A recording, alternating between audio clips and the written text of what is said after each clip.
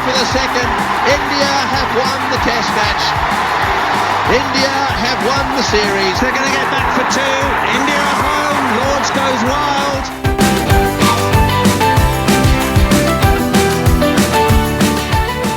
Hello and welcome to the latest episode of the 81 All Out podcast. I'm Siddhartha Vaidyanathan at SidV on Twitter, and I'm glad to be joined by two guests today for a slightly offbeat episode on our podcast. But we hope that these kinds of offbeat episodes can become a little series in themselves. So let me introduce the guests first. First, I have Aftab Khanna, who has been on the 81 All Out podcast before. I'm sure listeners are familiar with Aftab. He's a management consultant based out of the West Coast in the US, and he's also a lifelong cricket fan. Hi, Aftab. Sid, thank you for having me back again. Wonderful to have you. And we also have a new guest today making his 81 All Out debut. We have Prothit, who is a business school professor based in India, and he's also a lifelong cricket buff. Hi, Prothit. Thanks for joining. Glad to be here. Fantastic. So the topic we have today is, as I said, slightly offbeat. We at 81 All Out have been accused of being part of the knowledgeable Chennai crowd many times in the past. And by that, I mean that we have been accused of being a predominantly South Indian podcast. But for the first time ever on 81 All Out, I'm the only South Indian here. And so we have these two gentlemen who grew up in Delhi and who have... who fell in love with the game when they were in Delhi. So we thought this was Aftab's idea, and thanks again for that. So we thought we should talk about the cricket culture in specific cities, and today we'll focus on Delhi.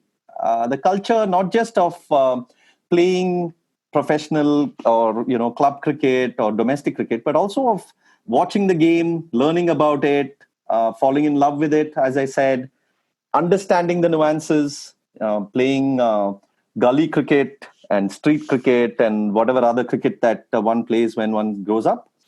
So I'm going to be largely a spectator here because I have only visited Delhi as an adult. I've never really grown up there. So I won't know much about playing cricket there, but I'm hoping that Aftab and Prothit can help me understand it. So let's probably start with, setting the context about when you were growing up, where were you playing? Who were you playing with? Can you just give us an idea of the kind of maybe neighborhood you were in or the kind of setting where you originally came in contact with cricket? So maybe we can start with Aftab. Thank you, Sid, and thanks for indulging the idea. I hope it leads to a really good set of discussions. And let me start off by saying that even if you're the only South Indian minority on this call, you're still the most knowledgeable. So the knowledgeable Chennai crowd piece still holds. Knowledgeable part of the knowledgeable Chennai crowd is said in irony, by the way. So I hope, but okay, I'll take it. I'll take that compliment. I think by the end of the pod, we probably would have demonstrated why I've said this, since we speak so much about Delhi. But so I'm a born and brought up Delhi boy. Grew up in Delhi. I went to university also in Delhi, so I didn't really move out of the town as such. Only moved out of the town when I went overseas for studying. And there was this locality in Delhi, almost on the edge of East Delhi, next to Ghaziabad, where I spent about almost 14 to 15 years of my life. And that is kind of the age when I was about 11 to 12 when my family moved there, and then I was there till about my early 20s. So a lot of my cricket playing life was spent there. Very standard, normal, Delhi locality, detached houses. And the house that I was living in was right in front of the park of that resident colony. So I had wonderful access from my balcony of the park. And it was a fairly big, decent-sized park. If you stood in the center, probably had 25 yards to straight boundaries, maybe about 15, 20 yards, and just approximating to the square boundary. So it gave you a decent-sized playing field. And my advantage was I could step out into my balcony and I could just see the action happening in the park. So I always knew when somebody was playing and, when to go down and start playing. And so that was my primary playing experience, which I can talk about in more detail as we go along. And then I had two other sort of tangential experiences. One was I grew up with same set of friends in school for about, starting from primary school all the way till high school. And we used to play together. We were in a single section and we would play intersectional matches, very often in the summers of Delhi. And so that was my other experience, playing with this very close group of classmates in school, and led to a lot of bonding. And then my third experience was totally different. I spent most of my childhood summer holidays in Chandigarh, where my grandparents lived. And I had three cousin brothers there. We were all very close in age. And my eldest cousin was about 3 years elder to me. And I think I've mentioned this in one of my 81 all-out articles as well. He played under 16 level cricket for Chandigarh. So he was actually a proper cricketer. And at that point of time, he had played with the likes of Yuvraj Singh and Latinder Singh Sodhi. And so when I used to go and play there, it was totally different, because with him, we used to play really proper cricket. So if I may just say this, what would happen is in my summer holidays, I would go and I would play with a proper cricketer. And it was a bit like the Cheteshwar Pujara, Rahul Dravid school of batting, right? He would make me bat properly, not make me hit flashy strokes. And then I would come to Delhi for the rest of the year. And it was like playing in the IPL, where everything was fair game. And you were supposed to hit sixes and hit the ball out of the ground. And one of my key goals would be if I could stand in the middle of the park, Conley Park, and hit the ball into my house's balcony. That was like one of those things. But yeah, it was a great time, and in all three different settings, some wonderful characters I came to know with, and obviously friends with whom it led to a great deal of bonding. Prothit, if you can set the context. Yeah, absolutely. So I think to begin with, I would like to say one thing, that perhaps like the slow and low and dusty wicket at the Firozshah Kotla, I think Delhi's cricket culture, like in common parlance, is actually quite as low profile and underrated. So I'm very, very happy that today we are doing a podcast which is going to bring out some light, throw some light on the culture in Delhi, like compared to say a Chennai or a Mumbai or a Kolkata. Like Delhi culture, like even though Delhi has produced absolute legends of cricket, and it's like a 7-time Ranji champion, it like the culture somehow does not get that space. I think the DDCA basically overshadows everything else around Delhi. Exactly. So Delhi like hogs the limelight for all the wrong reasons. DDCA, abusive cricketers, low pitch, pollution, all of that. Absolutely. But yeah. All right. So my upbringing and like growing up years were very similar to what Aftab mentioned. Like I have been born and brought up in Delhi, did my schooling here, did my undergrad here in North Campus. I, in fact, did my first job here. Like before doing my MBA, that was the first time I left the city at the age of 23.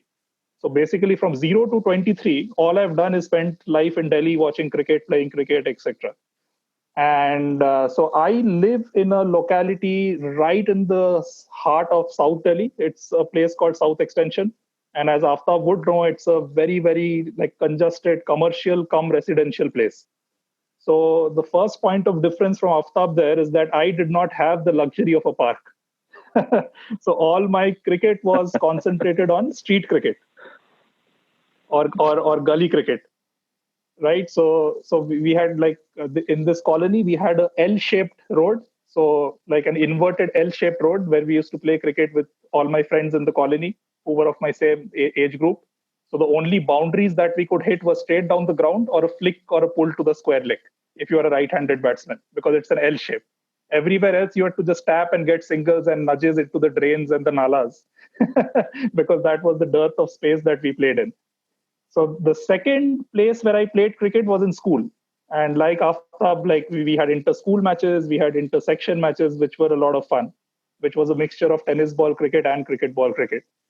Can you take us up, you spoke about the configuration of the pitch and the restrictions that you had, but also get a bit more detailed into that and what were the, idiosyncrasies and the maybe some rules or some terms that came in. Absolutely. So the first and foremost was the configuration, like I mentioned, right? So just visualize the following. Just draw an L and invert it laterally upside down.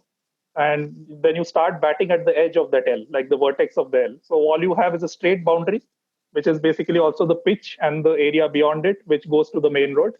And then if you can, if you're a good player on the leg side, you can flick or pull and hook to get some boundaries on the leg side, right?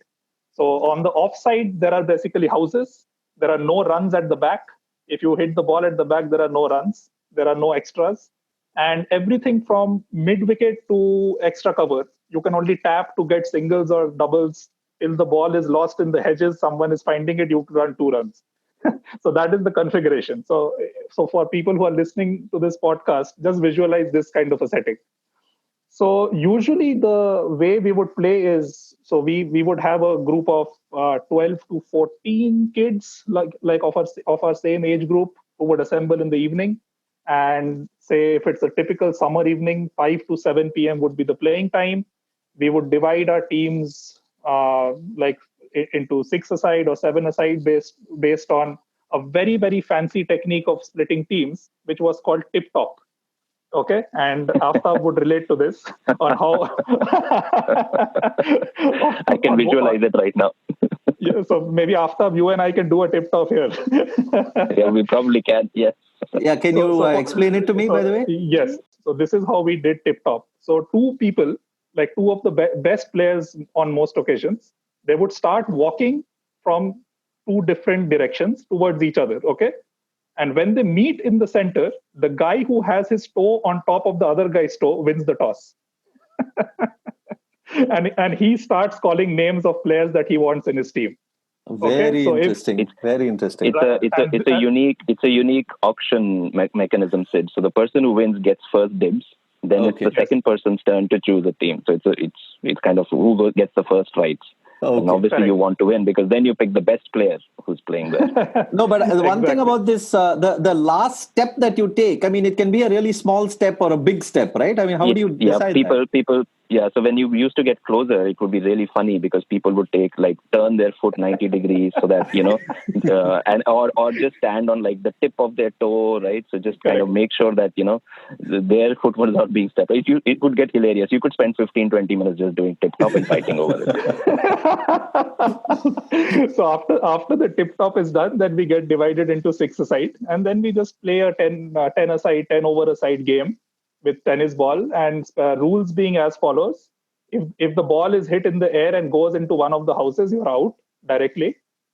If you shatter glasses or anything of any of the houses, you're out definitely, and you don't get to bat in the next game that you play in. Okay. And only straight boundaries are allowed, which is basically the speed breaker which divides your gully from the main road. That's the boundary line straight ahead. And there's similarly another boundary on square leg. Okay. So basically, if anything is pitched outside the off stump and you have very good wrists, just go across and swipe it like Viv Richards. Okay, so that is how you score runs there.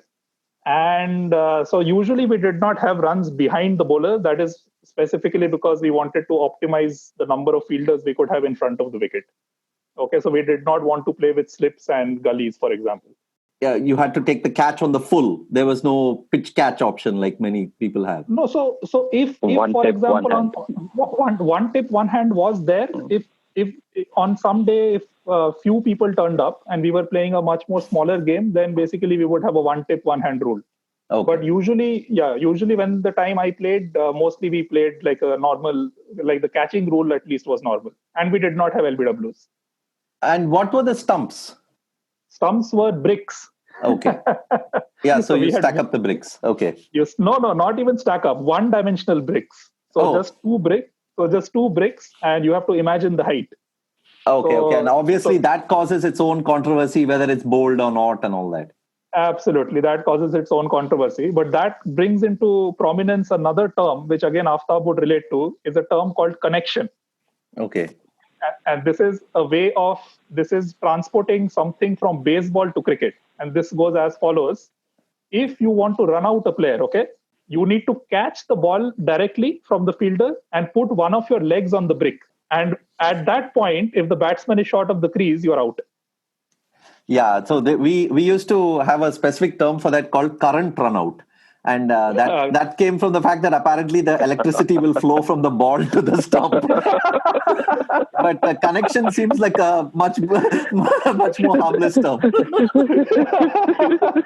See, trust the South Indians to come up with a physical, term related to science, even in cricket. That's why they're knowledgeable Chennai crowd. True. Yeah.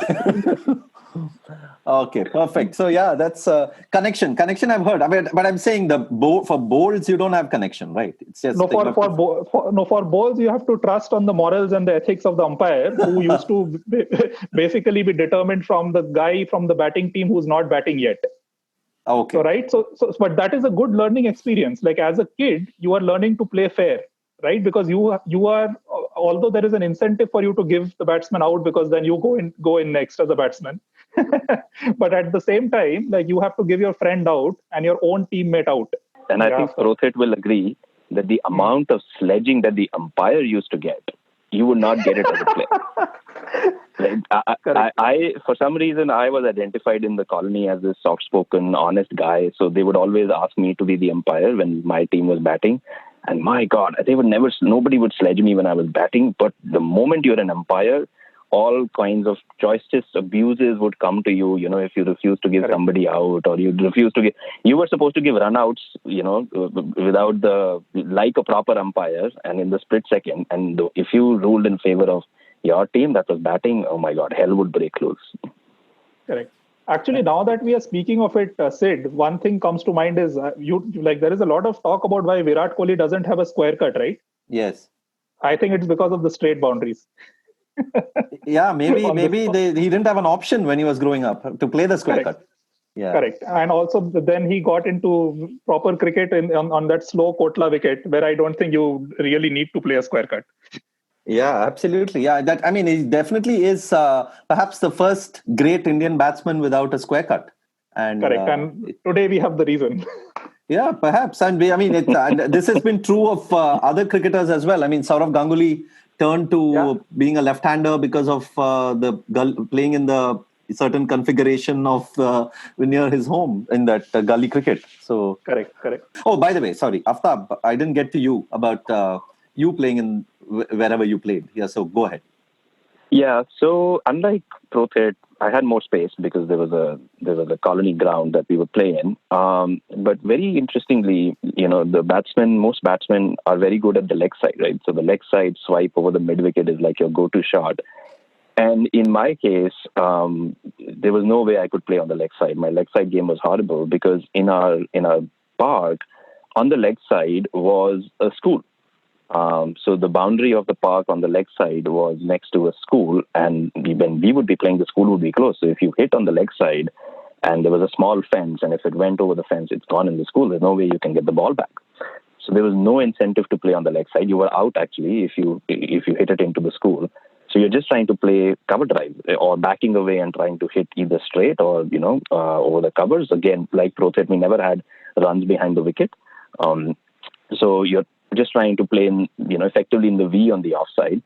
And it unfortunately ended up being the same situation when I would be playing in school, in my school ground, because the way we would set up the pitch on the leg side was, the school boundary. And if you hit it too hard on the leg, the ball would go out of the school and there's no way you're getting the ball back. So while I grew up, I literally could not, hit the ball over mid-wicket. All you could do is nudge on the leg side and get a single, or you had to try and loft the ball over covers or loft the ball over long off. And so it was very interesting because, the temptation would be really strong. And I had a lot of friends who would just for fun, just throw the ball. When they're done with the game, they would just hit the ball over the leg side and it's all done. We're going home now. And then the rest of us are just mulling over what happened. Where do we get the next ball from? How do we find it? The only contrast I would make with this is when I was playing with my cousins, we used to play in a driveway. And so that was even a more restricted space. And there you were not allowed to play any attacking shots, right? Because either 2 feet on either side of you was the wall. And the rules were if you hit the ball on the full to the wall, you're out. If you hit any of the windows on the driveway, you're out. So it was a very unique scoring, a very unique way of playing because we would play with a crimmage ball, which is a synthetic ball that you use for hockey. And the advantage for that is that it gets scruffed up, but it has a very long life, unlike the leather ball where the seam breaks. And so it ultimately runs out of life. So my brother, who used to play for under 16, he had procured a stock of those and we would play with them. And the scoring mechanism was, if you defend the ball with your bat, you get a run. If you get beaten on the offside, you're out. You could only ball spin. You can't ball fast because the space is constricted. And you're out if you get caught on the full or if you hit the walls on the direct. So you had to play really, really solid defensive cricket. and try not to get beaten on the offside. So that also led to me balling a lot of off spin, because in that time we were playing every day in the summer vacation. You could only ball spin. So I ended up actually becoming an off spinner for pretty much the whole of my cricket playing life. Ah, okay. And talking about not bowling fast and having to only bowl spin, were there cases where the batsman would suddenly, after even played the shot, would say that was too fast, that was too fast? Oh, that used to happen a lot. Like that was a frequent point of like fight, especially like when we were playing as like amongst my cousins. Because even if the off spinner would ball like a slightly faster delivery, we were like, that was fast, that was too fast. Yeah, so it was interesting for me because I had these two contrasting experiences, and with my cousins, I would be playing with that synthetic ball. So I got used to the feel of a hard ball on my hands, and if we were sometimes I was there in my winter holidays and with really cold, numb hands, having a ball come at you and having to catch it. Because we were playing in the driveway, nobody was hitting the ball very hard, right? So it wasn't really stinging a lot. But what it allowed me to do was I became very comfortable with the tennis ball, and I became very comfortable catching it. And I used to pride myself as being like a really good fielder. I wanted to be athletic and all of those things. And when in Delhi, bless his soul, I had a neighbor who was next door to me, and he had like a full cricket kit that his dad had bought him. And so he would always bring the stumps and the bat, and so we were never at the shortage of not having or having to improvise with bricks and all. And there would be always like at least one bat available. And I think Prothit will agree. You never had a situation where there was a proliferation of bats. You had one bat, and then the striker would have the bat. And if you took a single, then the striker would go all the way back and give it to the person who's taking strike now. So that one bat used to be rotated. And in where I grew up, most of the time we were playing tennis ball cricket, and very close to my house and very close to the park that we were playing in was this really small, general store, a grocery store. Somebody was running it out of basically the garage of his house, and you see this a lot in urban colonies in India. And he had a wonderfully proliferating business because he stocked cricket balls, the tennis balls. So every 3 or 4 days, our ball would get lost, and then we'll go. Everybody will pool in like 1 or 2 rupees each, and you'll go and get the ball from him. And in school, we used to actually play with a proper kit because the school had kit as well, and so we were encouraged to play with the leather ball and with a pad, and it was totally different because that's where I first put on a cricket pad, and I felt how a bat feels when you put gloves on, and it just felt so light. It was just a revelation for me that the cricket bat suddenly feels so light because you have gloves on your hand, and the feel of a leather ball on the bat came to me when I played with my friends in school. And that was a totally different experience. So when you're talking about a tennis ball, do you mean like, just straight out fluffy tennis ball, or often was it more ball tennis ball that tends to bounce a bit more? So we would take the fluffy ball. Cosco was the brand, preferred brand. I think it used to be about 10, 12, 15 rupees. And then after the first 1 or 2 games, the fluffiness would go about, and then it would really become this balled tennis ball. And if it hit you, it could hurt. It could be really solid because with a tennis ball, you were not just restricted to balling spin. So we did have people, who could ball fast as well. And that ball, if we were not playing properly, if it hit you, the ball tennis ball could cause a bit of a bruise as well. All right. So, Prothit, anything to add about the equipment part of things? So in my case, I think bats was never a problem. Everyone kind of had his own bat. But the ball we used was a variant of the Cosco tennis ball, which was called Cosco Cricket. After you would remember that. So there used to be a Cosco Cricket version of Cosco, which was a slightly heavier ball meant for playing street cricket and especially gully cricket. So what that meant was, so remember I told you we played on the street. So the concrete actually gave the ball a lot of pace. So the ball would come very nicely onto the bat.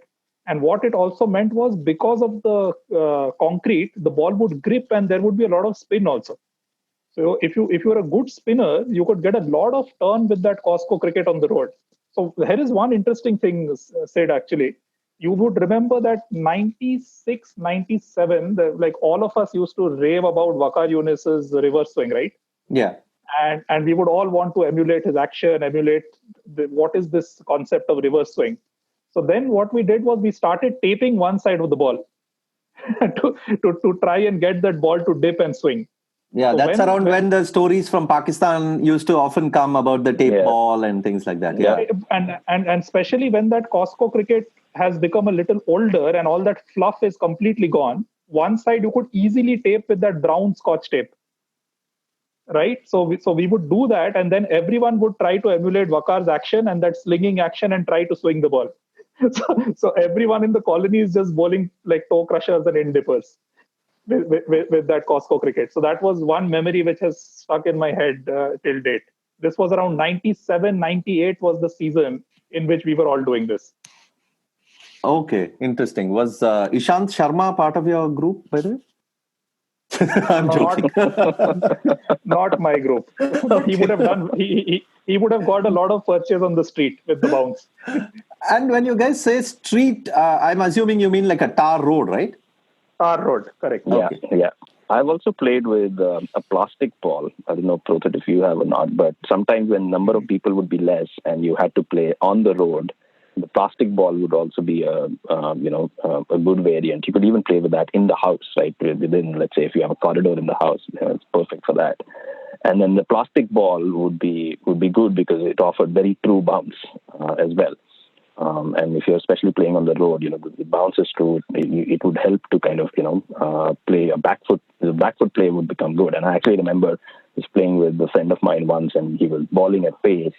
Bowled a bouncer. I did not judge it properly, so I did the mistake of taking my eyes off and ducking into the bouncer, and it hit me bang on the head. And it took me like 5 minutes to come back and bat again with that plastic ball.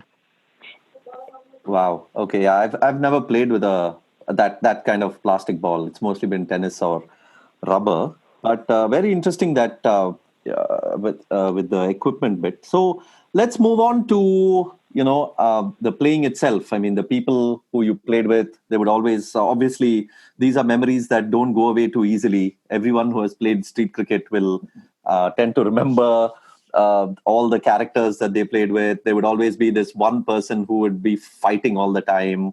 There would be all these various characters, and I'm particularly also interested in the Delhi angle to it, because I do know that a lot of Delhi, as you grow up, and a lot of Delhi society is so much distinguished by power, like people who are close to power and people who are far away from power. But of course, on the street and in the park, it's all equalized.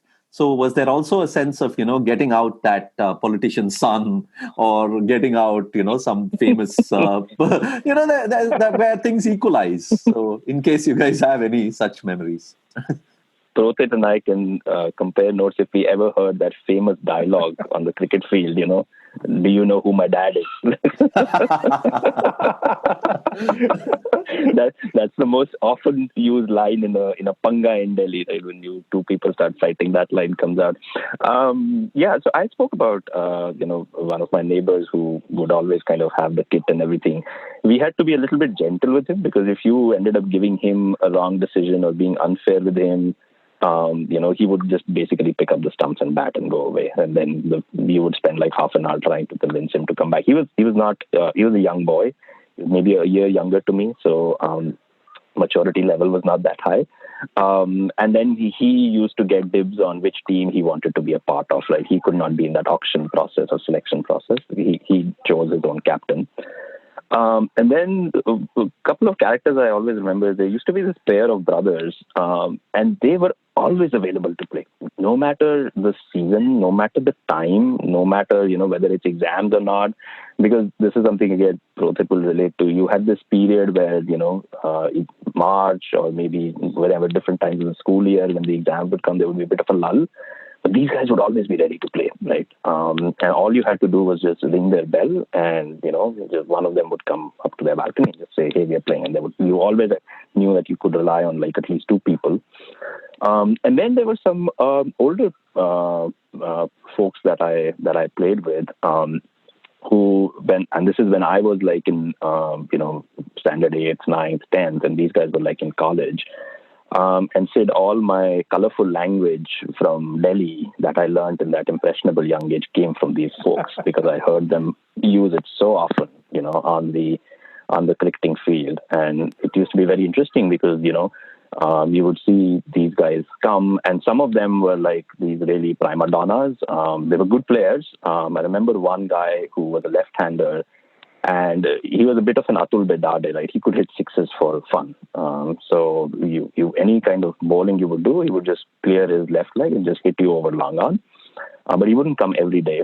And he had this routine where, he would come, there would be this argument in which team he's going to be in. And then if he was in one team, then the rest, you had to make sure that the other team was fairly well balanced. Otherwise, it would be a one-sided contest.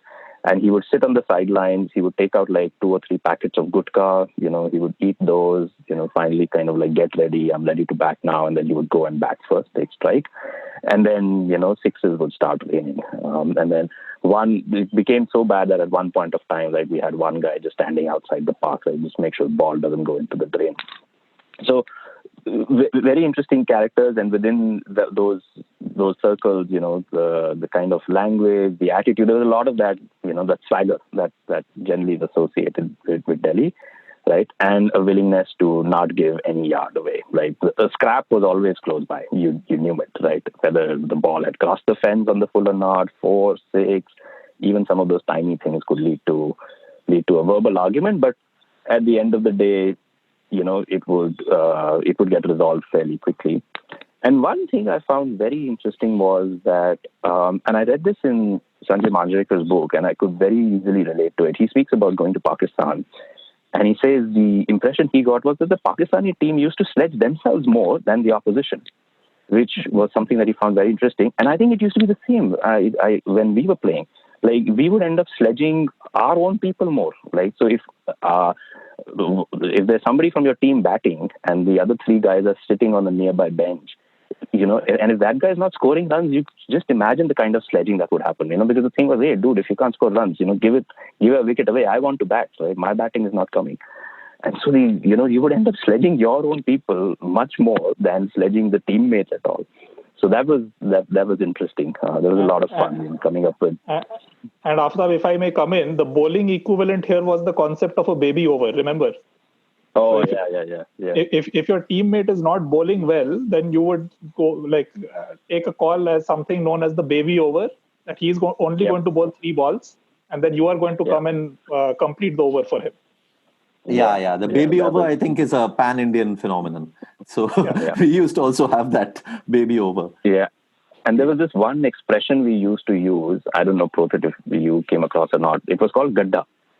Now, gadda, in literal translation, gadda means pothole, right? But in street cricket language, gadda was a translation for dud.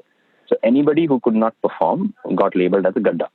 So the moment that guy gets the bat or the ball in his hand, either his own teammates or the other team will start shouting, "Ye to gadda hai, he's a gadda," right? So hit him or he's not going to do anything. So that was like a label that you had to avoid because it was a very embarrassing label. No way did you want to get attached with that label while you were playing. Yeah, I mean, just talking about that, I mean, one of the things that came to mind when you said that is I had a friend who moved from Delhi to Mumbai, and long back, and he, of course, he lived in Mumbai for a long time. I think he still lives there. But he told me how the standard cliche around Mumbai cricket used to be kadus, right? I mean, the kadus is the term that everyone associates with Mumbai cricket. So we were just chatting one day, and I was wondering how this kind of term never took off with too many other cities. Like, you don't look at cricket in, say, Bangalore or some other city, and you don't immediately have a word for it. And so I was asking him what would be the Delhi equivalent, Delhi word that can capture the ethos of Delhi cricket. And he immediately, even without batting an eyelid, he said panga. He said that is the only word I can think of, panga, because everyone wants to basically take panga. Yep. And if you guys can just, I mean, you'll be in a better position to describe it. How would you translate that for our listeners who don't get it? Yeah, panga is basically you're ready for a scrap. Yeah. You just look. It's Virat Kohli is the best example of panga. I think, in my mind, Virat Kohli's transition from street cricket to international cricket. I don't think he's played first-class cricket. I'm kidding, but Virat Kohli is the archetypical Delhi street cricketer, right? He is just on the edge. He's aggressive. He's shouting. He let his verbals fly. He's looking for a scrap, right? And that's basically the definition of panga. Like Delhi cricketer is looking for a scrap. Yeah, exactly. So, Prothit, yeah, you go ahead about characters you remember from your So street cricket days. so I will actually talk about one character and link him with the panga. So that Okay. this might be interesting. So this character actually was not one of the players, but actually one of the grandfathers.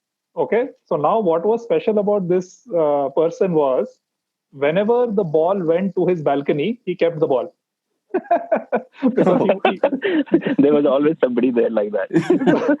so his sole aim in life at the age of 80 plus was to not let us play. And he used to, he would keep the ball. So now the panga element is whoever has hit the ball now has to go and negotiate with Mr. Grandfather, take up the panga and get the ball back. And if he's unable to do that, not only he's out anyways because he's hit it directly into a house, he will not get batting in the next game that he plays. And he has to bring in the new Cosco cricket. So you have to take panga not only with your opponents, but your opponent's grandfather. So I guess he went by, I guess you guys would have referred to him as what, Dadaji or something? Not really. We used to refer to him as Dragon. Oh no. Oh, Dragon. There were more colorful terms used, like Khadoos. So Khadoos was a term used in a different context for these kind of people who would keep your balls and not give them back.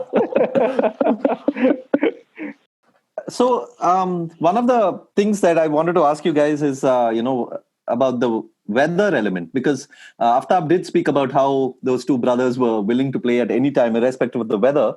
But do tell me how it was to play in such extreme weather. I mean, the burning hot summers, freezing winters. How did it work that way? I guess in the winters, the sun would also go down pretty early. So you probably had to start earlier or find a way to play in the semi-dark. Tell me about those experiences.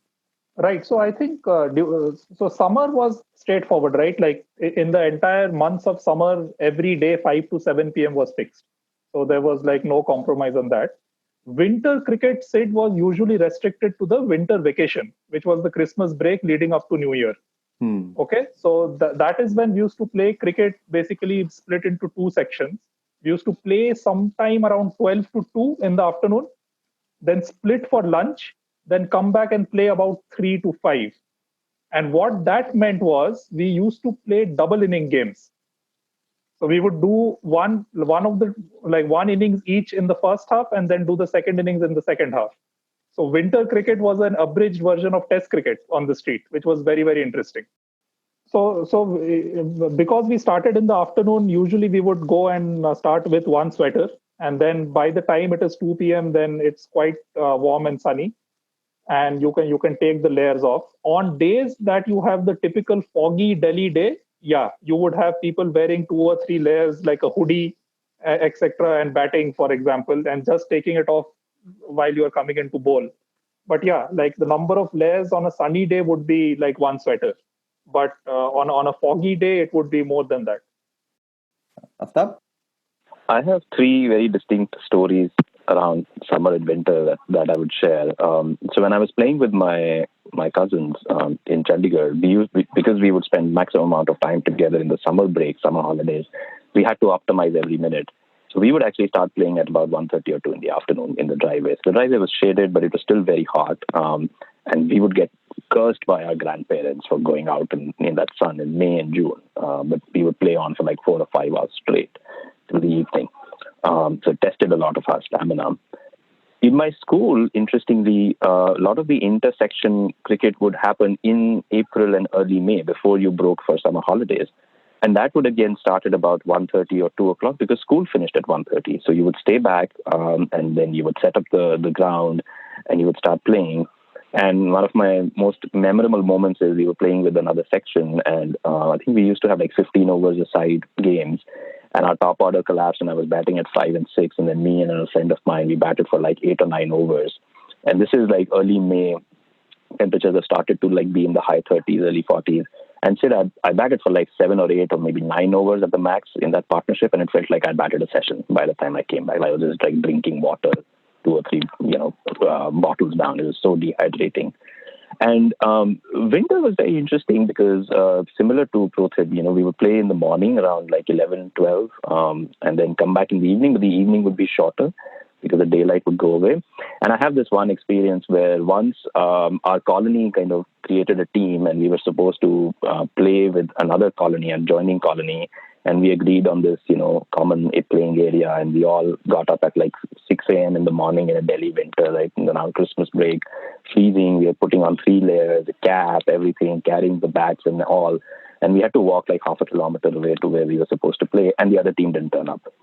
And so we are all there, and this is before cell phones and all, so you have no way of contacting people. And there was this one guy in our team who had arranged the match, and we just like cursed him like anything, because we had trudged all the way back. We stayed there for an hour in freezing cold. It was foggy.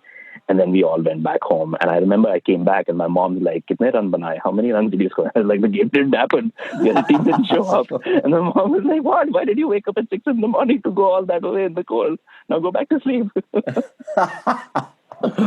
And one more thing which I think Aftab you will relate is, remember we used to have this zero period in school, right? Which was this half an hour window between the assembly and the first period.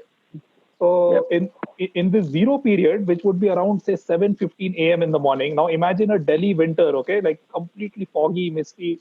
At 7:15 a.m., we would go out on the ground and play cricket then in the school field. And that used to be like one hell of a session. You could hardly see the ball coming at you through that fog. Like you needed very, very good hand-eye coordination to bat then. Yeah. We used to have this zero period cricket in school, which was a lot of fun during winters. Zero period. Yeah, that's a blast from the past. I haven't heard that term in a long, long, long time. But yeah, I mean, growing up, for me, I never had the experience of struggling to see the ball in the day. Like you're talking about the foggy thing. I mean, I grew up in Bangalore. And of course, we used to have mist and fog, but nowhere as close to what it was in Delhi. So the only time when things got really tricky was in that evening time, when the sun is set and, you're still probably 3 overs left to play, thrilling run chase, and then you can't see the ball, but you have to just swing wildly. But then when you swing wildly, the problem is that you may lose the ball, because if you just hit the ball somewhere and then it gets lost, then you're finished, because you can't finish the game. So all these dilemmas came in around that 6:37 or whatever, if it was winter, much earlier. So that was the only time I remember struggling to see the ball. And one thing with Delhi winters is, Delhi can have winters where it's really cold and it's not sunny. And that is sometimes, just because of the weather, it's like that. Sometimes it's because of the smog, right? And then the cold basically gets trapped, right? So those are the days when it's really, really cold and you don't have any sun. And that was when playing was probably, I think, the most difficult, because your hands were just so numb, right? And even a tennis ball, if it was hit at a certain speed, and you would try to catch that, it could really sting, right? Especially if it hit the tip of your finger and you drop the catch, right? That would sting for a time. So you could layer up like your upper and lower body, but you couldn't do anything with the hands, because you didn't really want to wear any kind of woolen gloves to play, because you can't grip the ball. So your hands had to be bare and the hands would just freeze. And catching was really, really difficult in that weather. And especially spinning the ball was a huge issue in winter. Yeah, I would basically ball just with my same action, but ball seam up in the winter. Gripping the tennis ball also would be a problem. Yeah, interesting. And one of the things that everyone in Delhi, of course, has a memory of, and something that everyone seems to remember fondly, as Aftab did when he spoke about on one of our memory podcasts, is watching cricket in the winters, especially when the cricket was from Australia or New Zealand. Oh, wow. Early mornings. Oh, wow. Yeah, talk a bit about that. Yeah. That is my favorite cricketing memory. I mean, I don't think anything can beat that, right? Just waking up at 5 in the morning, you're cuddled in the blanket, you're just watching. And on days that I was lucky, if either my mom or dad would wake up early, they would just give me a mug of hot milk, and that's perfect. And then you basically stay like that till maybe about noon. Like I remember the 2003-04 India tour to Australia. That's basically how I watched that entire tour, and I didn't want to get out of bed because India was playing so well. So my entire memory of that tour is basically being cuddled in a blanket, all literally till the day's play was finished, and watching that test series. Um, but it was, and I think one of the interesting things about that was just the isolation of it, right? Because you are in your own room, you're almost in a like literal bubble with the blanket around you. The TV is kind of not at full volume, and it's a great production quality, right? It's the Channel 9's producing it. It's very, very good, high quality coverage. It was great fun to watch. Very similar, Aftab, very similar here. So actually, my craziness about the sport comes from my father. So he's actually as big a cricket buff as I am, and so he used to wake me up first thing in the morning when the test match was on in Australia and New Zealand. So he was my alarm clock. And so I actually remember two distinct games for which I bunked school and during the winters. And this was in the Australian summer of 1999. So before India went, I think Pakistan went. And in the Brisbane test, I think Saeed Anwar got 100. Yep. Yeah. So watching that innings in the morning, I basically decided to bunk school that day. So that's number one. Okay, because I was a huge Saeed Anwar fan, and the context was just unbelievable. Great Australian attack, and just Anwar playing a blinder there. The second incident was the same summer. So if you remember, like we had a horrible test series other than Sachin's genius, absolutely, in that entire test series. So on third day in the Adelaide test, I think if I remember correctly, Sachin and Ganguly had a 130 run partnership in Adelaide. So and that happened right in the start of third day's play, which is basically then 5 a.m. to 7 a.m. slot for us in the first session. And there was no way I was going to school by missing that at 6:30. So I just called in sick that day, watched that entire partnership, and wrapped up under 4 or 5 layers of quilt, having my Bonvita or Complan. And that was one memory which is etched in my mind till date. Like watching that Sachin Ganguly partnership by bunking school. Wait, so your parents were okay with you bunking school? I told you, right? My dad. Kid. my dad is as big a like cricket buff and a sports buff as me. So I have bunked school even for watching early morning US Open. So So you have no idea about then. I mean, you probably do have an idea, but about fourth or fifth period in school, when you're just completely going to sleep because you've been awake from 4 o'clock in the morning. Correct. And even the 94 World Cup in the US, the soccer World Cup, remember? Like all the games they used to last till like 3 a.m., 4 a.m. And then I used to go to school. So that was one. Yeah. One of my most memorable winter memories doesn't come from early morning. It actually is a daytime memory. So in winters, generally, we had a balcony in our house, and my mom, my dad, and I, we would sit in the sunshine. My dad used to get like 5 newspapers on a Sunday, and we would spend like 3 or 4 hours just alternating between the newspapers and reading them. And this was the Chennai test last day. So Sid, I know you've written a piece about how different people watched that game. And I watched a little bit of it in the morning in the first session, and then there was a collapse, and Monge and Tendulkar were batting, and I turned off my television. I was just heartbroken. I was like, we're going to lose this. And so I went outside. I was sitting with my parents. And then randomly, half an hour later, I went and switched on the score, and I saw a partnership was going on. And I didn't want to jinx it, so I closed my TV again, and I went and sat out. And every half an hour or 20 minutes, I would go and look at the score, go back and sit outside. Till the time, like it was afternoon, the sunlight was gone, and I had to go back inside. And I watched, and I started watching, and the moment I started watching, the collapse started happening again. And so by the end of the day, I was like really heartbroken because we had lost that game. But I remember that distinct memory, those period of like 3 or 4 hours when Tendulkar and Monge were batting, and I was just flipping every half hour, just going to see and, praying that there's no other wicket that's fallen, and having that hope kindled, only for that to get crushed later. So you're the reason why India lost that match? Yeah, well, you can blame the Delhi sunshine. The sun set early. Okay, so finally, after 21 years, we have the answer why you figured it out.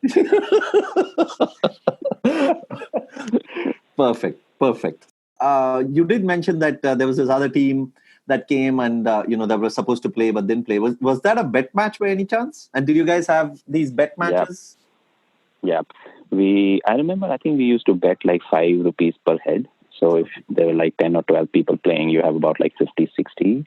And in school, it was not allowed officially, but we would kind of do it on the side. Again, similar amounts. From what I remember, you would end up paying like almost 10 to 15 rupees for every game, because some of that amount would go into buying a ball. So every team had to bring their own ball.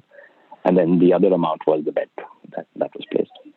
Prothit, did you guys play for money?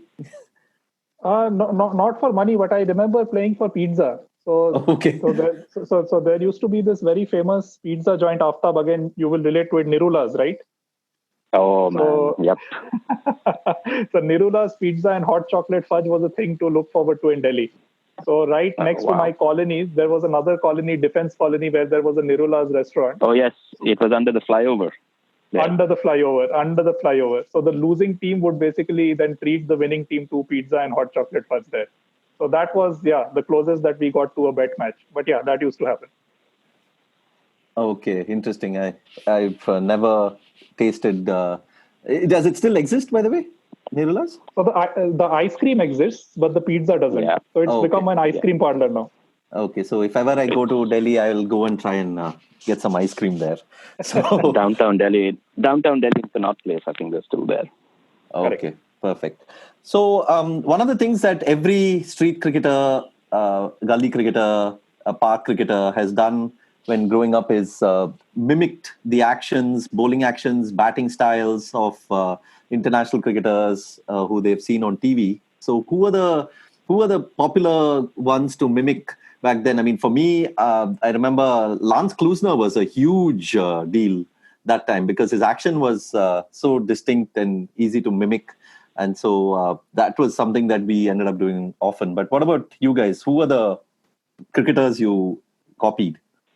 Yeah, sure. So again, the core of our playing days were the mid 90s, right? So the batting legends, all of them, Sachin, Waugh, De Silva. So we had a very good left-handed player actually who was my neighbor. So he actually, not only copying, his game actually resembled that of Lara, right? Like that back lift and that stance and everything, and that one-legged pull shot. So he actually, we used to call him the Lara of the colony. So he used to actually bat like Lara, and the rest of us used to copy. I remember copying Waugh a lot, like the way he used to tap his bat at stance on his foot, almost literally, like a very. And Waugh would have helped with the square leg with the flick. With the flick, yeah. With the flick, and also there was this short, stocky guy who used to copy De Silva, right? Okay. And then he would pull off good length and again hit that same square leg boundary. Right, so Waugh and De Silva were very, very go-to actions to copy because that benefited the playing conditions also because of their leg side dominance. And for a left-hander, I think Lara was a favorite, and everyone wanted to defend like Sachin, play the straight drive like Sachin, do all the mannerisms like Sachin, and nod your head after the straight drive. Nodding of the head, exactly. So yeah, I think in terms of batting, basically all the stars of 1996 World Cup would be a good heuristic on who we used to copy in terms of batting. Okay. So because I was an off spinner, Sucklane was my hero, and I had to copy Sucklane. What also helped was my elder cousin who was playing under 16 for Chandigarh was also an off spinner. So he and I would sit and watch Sucklane ball, and he would explain to me the nuances. He had kind of figured out how Sucklane was using his thumb to do the dusra. And so I experimented a lot trying to bowl the dusra, and the ball would kind of just go in a different direction, not on the pitch. But Sucklane was like my big hero from a bowling perspective. Did you stop right before the final delivery? Sometimes? I tried all of his other variations. So I did that. I also tried that angled run up to the crease, not coming straight in. Yeah. So I did everything, right? And I kind of just loved how simple and clean his action was. And I would hide the ball behind my right hand. So I would hold it with my right hand, hide the ball with the left hand, so do it like that. And then my other favorite cricketer in the 90s was Moin Khan. Because Moin was a chatterbox behind the stumps. So and every ball Moin had a comment, right? And if you could understand Hindi, you knew what he was saying, right? So every time the ball was hit straight back to the bowler, he would say yourself, right? He's basically saying feel it yourself, or he would be saying aage aa jao, piche ho jao, ye hai, wo hai, right? And so I just loved listening to Moin. And in our cricket, I used to be the first one who would volunteer to stand behind the stumps because you kind of stopped the ball from going behind. Otherwise, you're wasting time, right, trying to search the ball. And I would just keep yapping. So I was just like talking to the baller. He ठीक नहीं मार रहा, ये ऐसे नहीं कर रहा, pitch it here, pitch it there, do this. And I remember this one time, one of my friends in the colony, like he bowled a ball and then he came to me and he said, "Bas kar yaar." The tone of exasperation is like, just stop it, like stop talking, let me bowl. so that was very interesting, and I kind of then had to tone it down. But I just used to kind of love chatting and just shouting these encouragements on the field, and listening to Moin was fun. And on the Moin piece, if I'll digress a little bit, but there is this video on YouTube, and if your listeners, those who understand Hindi, should watch it. This is from the final test match. I think it's in Barbados, 2000 series between Pakistan and West Indies. And this is the one that West Indies won by 1 wicket. Courtney Walsh was on the crease with Jimmy Adams. And there is this moment where Suckling balls, Walsh is batting, Walsh pads up, the ball goes behind the wicket, and they're both at the same end. And I think it's Mohammad Wasim who throws the ball. Suckling can't collect it. It's typical Pakistan harakiri. They miss the run out, right? And you can actually hear Moin saying, "Dheere se fenkna yaar, Saki kya kar raha hai? Yahi to chance tha yaar." Right? And then the next over, the game is finished, right? So it's very interesting because with Moin, you could just know what he was thinking because you could understand the language, and he was so talkative. Yeah, I think the only time, at least in my head, I would like to think the only time Moin never said anything was when he missed that stumping of Sachin and, in Chennai in '99. And Suckling just goes down on his haunches, and the first thing is Suckling is looking at Wasim, and Wasim is clapping. Wasim is like, "Well done" to Suckling, but then Moin is like not saying a single word. Like, no, shut up. The other interesting anecdote about Moin, again, we're going on a tangent. I read it, I think, in Osman's book, maybe. There's this match in '92 in the World Cup in Brisbane, the Jonty Rhodes match, right, where he flies and breaks down the stumps. And Aqib is bowling, and Moin collects the ball, and Moin throws it back, in the air. Aqib is walking back to his run-up. He's next to the umpire. Aqib doesn't see it, and Moin just shouts to him, "Aqib!" And Aqib turns around, and I think the ball almost hits him on the head, or comes very close to hitting him on the head, and Aqib ducks, right? And Osman mentions, like, Imran lost it at Moin. He just kind of went and shouted in, typical, like, the language saying, "Gully cricket khel rahe ho kya? Like, what are you doing here?" So that was the other interesting, funny anecdote about him when he was at the receiving end. So I don't know, Aftab, if you guys did it. So on some of the lighter days in which we were not, say, playing a competitive game, we used to simulate match conditions. Remember that? So I think Sid talked about Klusner. We recreated the entire Klusner over to Azhar in Eden Gardens, where Azhar hits 5-4. so there was one person who used to copy Klusner. He came in as Klusner, and one of us was batting like Azhar. So we had to hit those 5-4s in exactly the way Azhar did that. And again, given the leg side boundary freedom that we had, that worked out really well. And there was another one which I remember. So remember in the Standard Bank series, Sachin plays a blinder in Benoni. Yep, against Zimbabwe. Right, against Zimbabwe, and he hits a straight 6 of Brandis. Yep. By giving himself room actually on the leg side and hitting it straight. So, so all of these like signature shots we used to recreate on the street. Like, okay, like now I am going to bowl like Brandis, you do that Sachin shot. So on the days in which we were not competing, we used to do these role plays and actually bring out the match situations and copy cricketers. So even the Douglas Murray scoop, the Faridabad game, some of us tried to do that scoop also. I remember. In fact, that scoop that was we tried to recreate it the same evening because the match. I think it was a day game.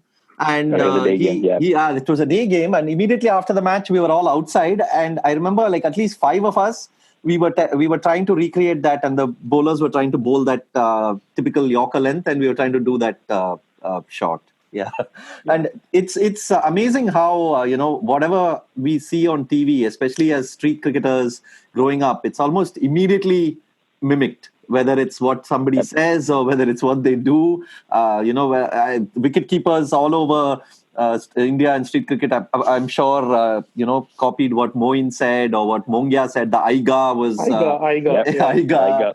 Or anything that the keeper said would be picked up and repeated. the thing. I used to, in fact, talking about Klusner. Klusner was one action I mentioned, but the other person who was very popular person to mimic as a bowler was Dominic Cork. And Yes. not only was this bowling action, but also his way he used to appeal, and he used to put both his hands out, and then he used to keep moving back towards the batsman. And once I did that to such an extent that I went and collided with the batsman. And also his cream on the nose. The cream. Yes, the cream on the nose. Yeah. So it's interesting how I mean, people often think that what cricketers say is forgotten, but street cricketers surely don't forget these things. They remember it for a very, very long time. Also, the interesting thing, Sid, is that this time period when, especially after the 96 World Cup, right, our generation of street cricketers saw cricket in such good production quality that, you could hear what the cricketers were doing through the stump mic. You could actually see it so much better. Whereas I think if you look at before the 96 World Cup, ESPN had started coming to India, but prior to maybe the Hero Cup, the quality of Doordarshan's coverage was like so poor, you couldn't track the ball half the time. So you just started seeing so much more really good quality television, cricket on television, and it just made it so much easy. And of course, the bowling actions are analyzed, so, with replays and all of those things, and you got like a really different kind of an insight and experience in terms of watching cricket as well. Absolutely. And I think the commentary too, because we used to actually have a batsman who was a very good mimic. So he used to imitate all these commentators, Tony Gregg, Ian Chappell, Jeff Boycott. And when he used to bat, and sometimes when he used to hit a four, he used to also give a bit of running commentary along with it. That was used to add to it, the entertainment as well. Yeah, I used to have somebody in my school team who loved to mimic Michael Holding, and he would just be in splits. Like when he would start doing that with the Indian accent, and trying to get that West Indian drawl out. Yeah. And then one guy would be imitating the Hindi commentators on radio, right? Because they had this very unique way of, they would describe that, "Bada acha shot mara hai, gain jari," and suddenly they would, in the sense of urgency, say, "Chalan," as if just someone gave them a shock from the back, right? So they would actually imitate it, right? So that was very funny when that would be done. So were you going to say something, Prothit? No, not at all. I was basically remembering the Hindi commentator we used to mimic. It was Ravi Chaturvedi. Ah, yes. Yeah. So we would do the commentary there. और ये बाहरी किनारा पर run नहीं मिलेंगे. Run नहीं है. For someone like me who didn't really know that much Hindi, the Hindi I picked up was from movies and cricket commentary. The words were very interesting. They used to say romanchak very often. Romanchak. Yep. And so that was a word that I picked up with that. And then also they used to often say, ball tappa khane ke baad. So, and initially I didn't even know what the hell they're talking about. But then obviously the more you hear it and the more you get the context, you figure out what it means. That it, they're talking about the ball after it pitches. So it's a boon for people who don't grow up speaking Hindi, that things like cricket commentary and Bollywood really is our means to learn the language. Especially even if you're watching on the ground, Sid, when you're watching a game at the Kotla, then all the comments that you get in Hindi are really funny. Oh, yeah. Which was the point I wanted to bring up. So continue with that, because watching cricket in a city also involves going to the stadium and watching it. So tell us about the Kotla, your first experiences, and generally your experiences of watching cricket there. Sure. So basically, I have watched a lot of cricket in Kotla, and basically I have to divide this into old Kotla versus the new Kotla, and Aftab will relate to that as well. So the old Kotla basically was a very small stadium, like all of us know, and the stands, apart from the main pavilion, used to have these like makeshift chairs. These were chairs that you usually see in weddings. Yep. Right. So they were not even. Yep. Steel frame chair with that jute lining and that silk lining crisscross kind of a thing on which you sit. So those were placed as stands there. So I watched the 1999 India-Pakistan match sitting on the west stand on those chairs, me and my dad.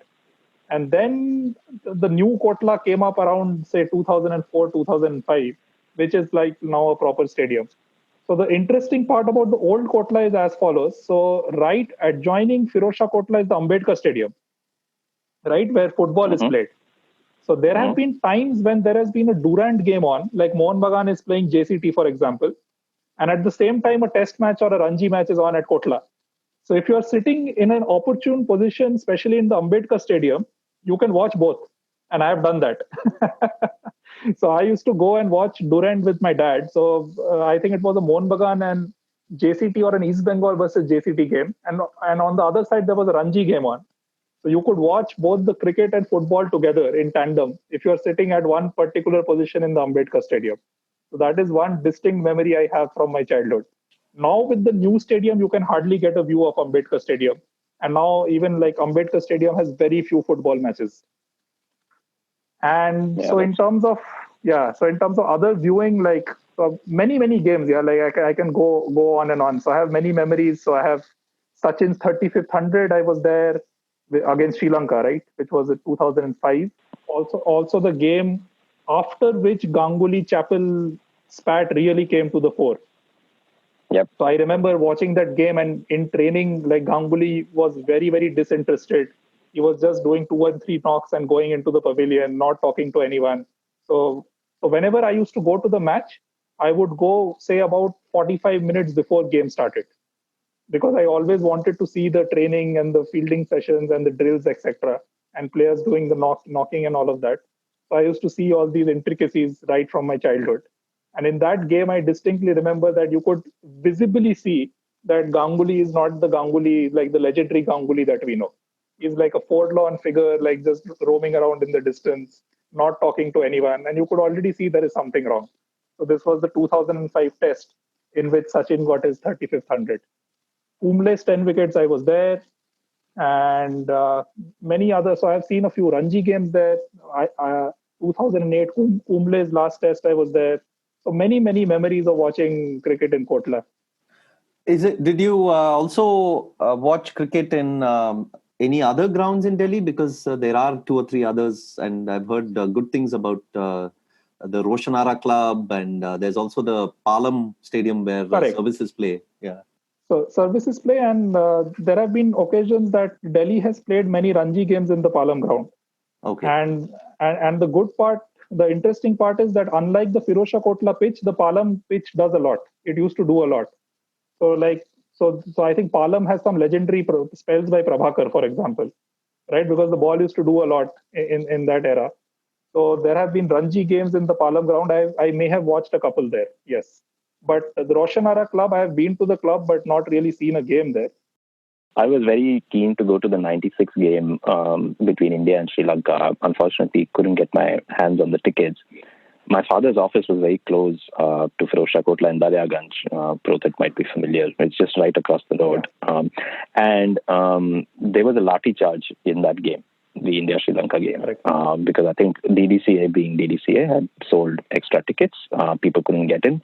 And my dad decided that after that, going to the Kotla was a life-threatening experience. And so my requests would be turned down till we reached the new Kotla, which is when I started going there quite a bit. I remember I saw the 2008 India-Australia test there, the Gambhir double 100 and then that shoulder to Watson, which got him banned afterwards. Yeah.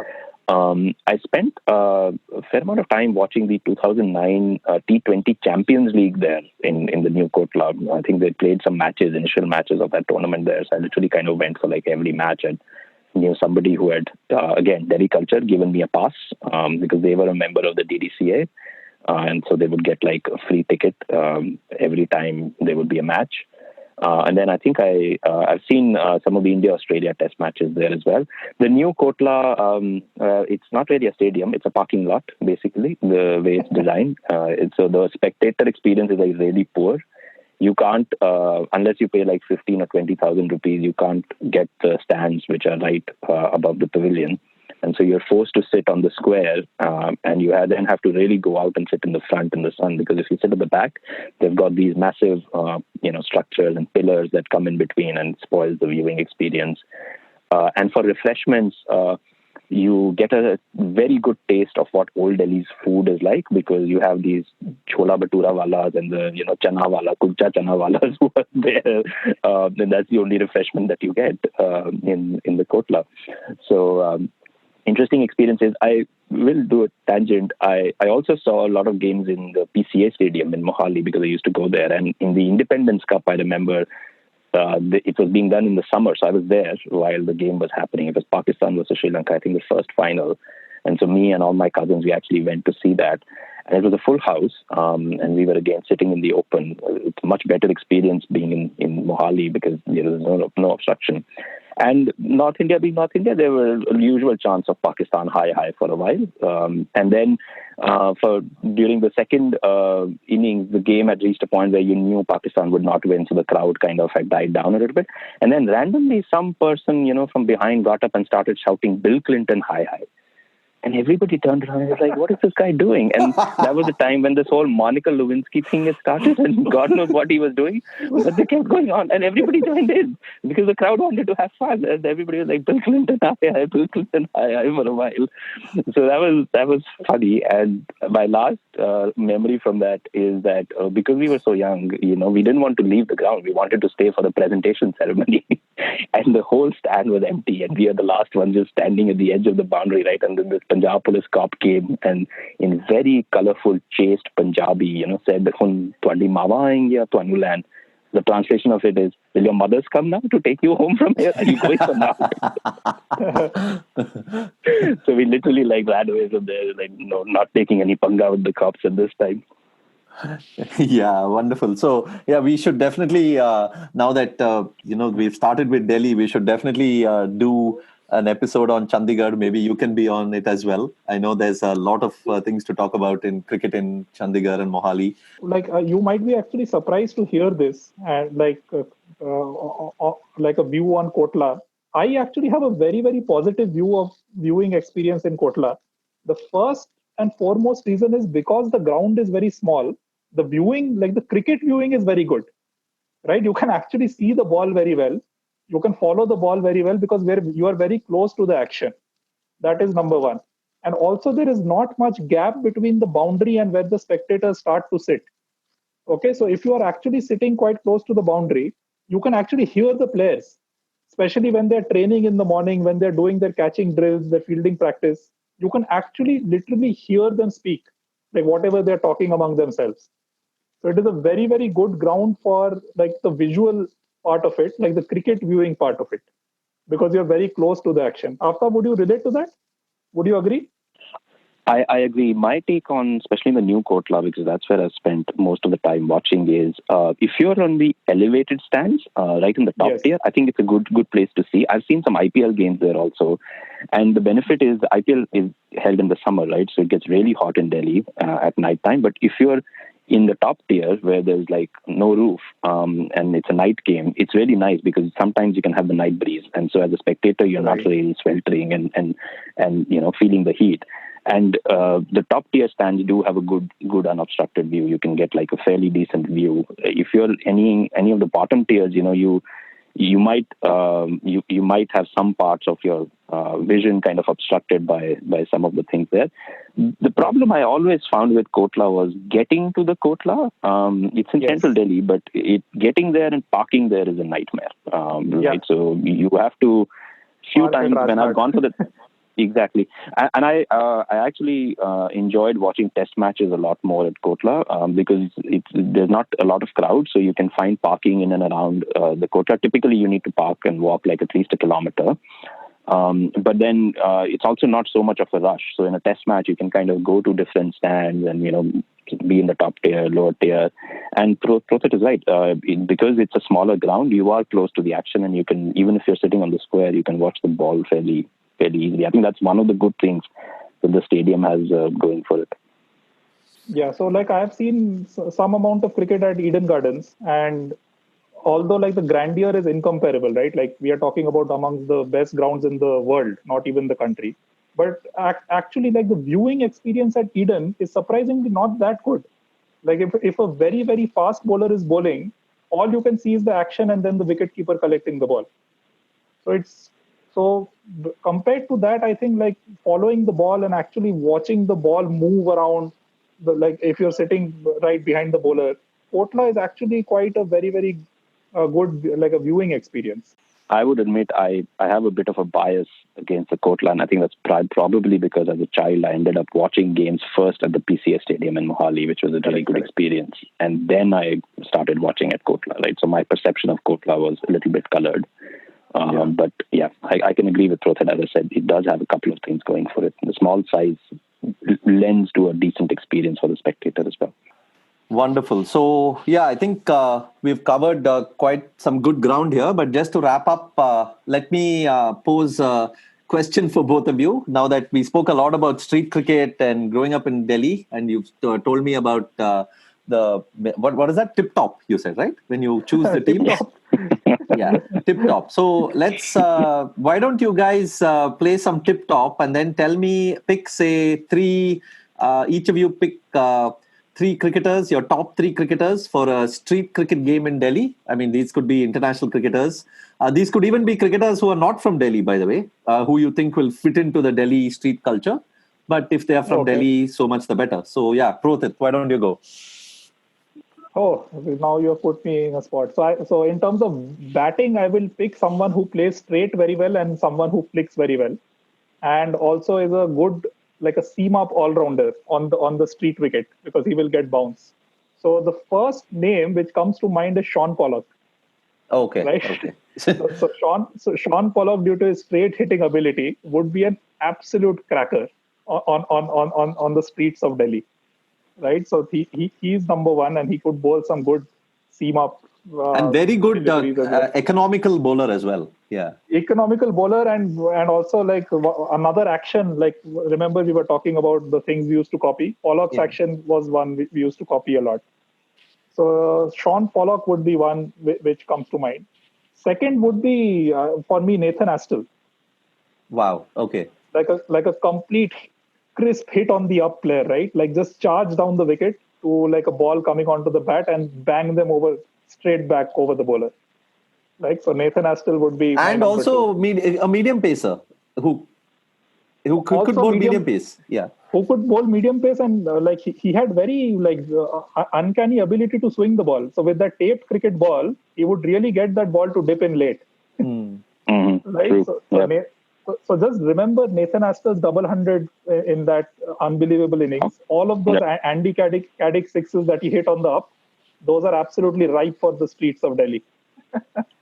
So Pollock and Nathan Astle for me in terms of batting, and I would actually pick Sucklen as the bowler.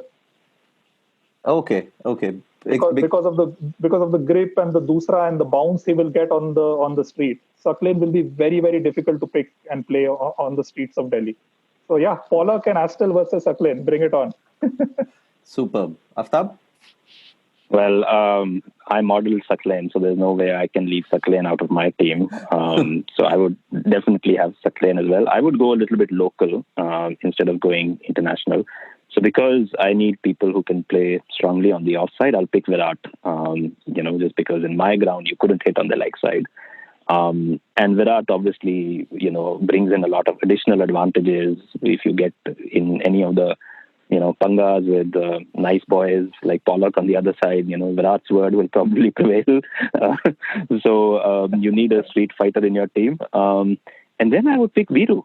I mean, street cricket in Delhi is just about, not being inhibited and just like bashing everything, see ball, hit ball, right, and enjoy yourselves with the way you want to play. And I think Viru is probably the archetype of it, right? He reminds me of those carefree, boys I used to play with who would just come to swing their bat, the run equation be damned, team situation be damned. They just wanted to have fun.